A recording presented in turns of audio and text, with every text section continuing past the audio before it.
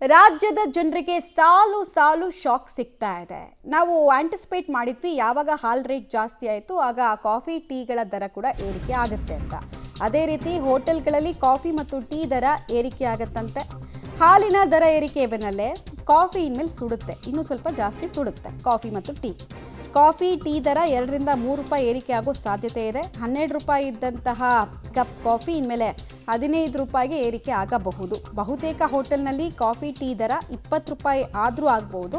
ಕೇಳಿದರೆ ದರ ಏರಿಕೆ ಅನಿವಾರ್ಯ, ನಮ್ಮ ಕೈಲಿ ಏನೂ ಇಲ್ಲ ಅಂತ ಹೋಟೆಲ್ ಅಸೋಸಿಯೇಷನ್ ಅವ್ರು ಹೇಳ್ತಾ ಇದ್ದಾರೆ.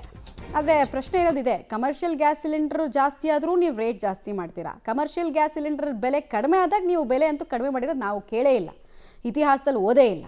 ಬರೀ ಏರಿಸ್ಕೊಂಡು ಹೋಗೋದು ಮಾತ್ರ ಗೊತ್ತು ಈ ಹೋಟೆಲ್ ಅಸೋಸಿಯೇಷನ್ಗೆ ಅನ್ನೋದು ಮಾತ್ರ ಇಲ್ಲಿ ಗೊತ್ತಾಗ್ತಾ ಇದೆ. ಈಗಲೂ ಕೇಳಿದ್ರೆ ನಮ್ಮ ಕೈಯಲ್ಲಿ ಏನಿಲ್ಲ, ಹಾಲು ಜಾಸ್ತಿ ಆಯಿತು, ಹೀಗಾಗಿ ಅದರ ಬೈ ಪ್ರಾಡಕ್ಟ್ಸನ್ನು ನಾವು ಜಾಸ್ತಿ ಮಾಡಬೇಕು ಅಂತಿದ್ದಾರೆ. ಕೇವಲ ಹಾಲಿನ ದರ ಮಾತ್ರವಲ್ಲ, ಕಾಫಿ ಪುಡಿ ಬೆಲೆನೂ ಭಾಳಷ್ಟು ಏರಿರುವುದರಿಂದ ಇದು ಎರಡು, ಹಾಲು ಮತ್ತು ಕಾಫಿ ಪುಡಿ ಬೆಲೆ ಏರಿಕೆಯಿಂದ 10 ರಿಂದ 15% ಅಂದರೆ 2 ರಿಂದ 3 ರೂಪಾಯಿಯಷ್ಟು ಎಲ್ಲ ಹೋಟೆಲ್ಗಳಲ್ಲಿ ಬೆಲೆ ಏರಿಸುವುದು ಅನಿವಾರ್ಯವಾಗಿದೆ. ಈಗಾಗಲೇ ಏರಿಸಿರ್ತಾರೆ 2 ರಿಂದ 3 ರೂಪಾಯಿ. ಅದು ನಮ್ಮ ಗ್ರಾಹಕರ ದೃಷ್ಟಿಕೋನದಿಂದ ಕನಿಷ್ಠ ದರವನ್ನು ಹೆಚ್ಚಿಗೆ ಮಾಡಲಾಗಿದೆ. ಹೀಗಿದ್ದರೂ ನಾವು ಎಲ್ಲರೂ ನಂದಿನಿ ಹಾಲನ್ನೇ ಉಪಯೋಗಿಸ್ತಾ ಇದ್ದೇವೆ. ಯಾಕೆಂದರೆ ಅದೇ ಒಳ್ಳೆ ಉತ್ತಮವಾದ ಹಾಲು, ಅದನ್ನು ಎಲ್ಲ ಹೋಟೆಲ್ಗಳು ಉಪಯೋಗಿಸಬೇಕು ಅಂತ ನಾವು ಕೇಳಿಕೊಂಡಿದ್ದೇವೆ. ಬೆಂಗಳೂರು ನಗರದಲ್ಲಿ ಅತಿ ಕಡಿಮೆ ಬೆಲೆಗೆ ರುಚಿಕರವಾದ ಕಾಫಿ ಸಿಗುವುದು ಭಾಳ ವಿಶೇಷ.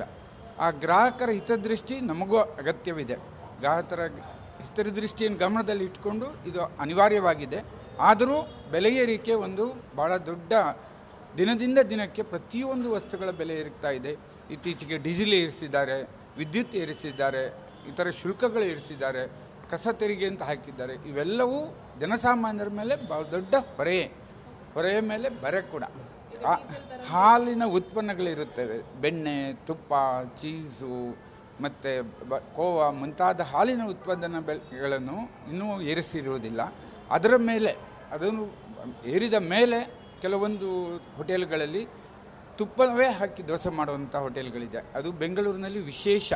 ತುಪ್ಪ ಎಲ್ಲ ಇಡ್ಲಿಗೆ ತುಪ್ಪ ಹಾಕೋದು, ದೋಸೆಗೆ ಹಾಕೋದು, ತುಪ್ಪವನ್ನು ಉಪಯೋಗಿಸುವಂಥ ಹೋಟೆಲ್ನಲ್ಲಿ ಸ್ವಲ್ಪ ಮಟ್ಟಿಗೆ ಅದೇ ಎಲ್ಲ ಎಕ್ಸ್ಪ್ಲನೇಷನನ್ನು ಗಮನಿಸ್ತಾ ಇದ್ರಿ ನೀವು. ನಾವು ಅದೇ ಕೇಳ್ತಿರೋದು, ಹಾಲಿನ ದರ ರೇಟ್ ಜಾಸ್ತಿ ಆಯಿತು, ನೀವು ರೇಟ್ ಜಾಸ್ತಿ ಮಾಡ್ತೀರಾ. ಬಟ್ ಈ ಕಮರ್ಷಿಯಲ್ ಗ್ಯಾಸ್ ಸಿಲಿಂಡರ್ ಬೆಲೆಗಳನ್ನು ಆಗಾಗ ಕಡಿಮೆ ಮಾಡ್ತಾ ಇರುತ್ತೆ ಕೇಂದ್ರ ಸರ್ಕಾರ. ನೀವು ಯಾವತ್ತು ಹಾಲಿರ್ಬೋದು, ಟೀ ಇರ್ಬೋದು, ಕಾಫಿ ಇರ್ಬೋದು, ಯಾವಾಗ ಕಡಿಮೆ ಮಾಡಿಕೊಟ್ಟಿದ್ರಿ ಗ್ರಾಹಕರಿಗೆ ಅನ್ನೋದು ಪ್ರಶ್ನೆ. ಆಮೇಲೆ ನಿಮಗೆ ಅದು ಕನಿಷ್ಠ ಇರ್ಬೋದು, 2 ರಿಂದ 3 ರೂಪಾಯಿ ಅಂತ ಅಂದರೆ ದಿನ ಬರೀ ಹೋಟೆಲ್ ಮೇಲೆ ಅವಲಂಬಿತ ಆಗಿರೋರಿಗೆ ದೊಡ್ಡ ಮೊತ್ತನೇ ಅದು. ಸೊ ಬೆಲೆ ಏರಿಕೆ ಮಾಡಬೇಕಾದ್ರೆ ಯೋಚನೆ ಮಾಡಬೇಕಾಗಿತ್ತಲ್ವ ಅನ್ನೋದು ಒಂದು ಪ್ರಶ್ನೆ ಬರುತ್ತಷ್ಟೆ.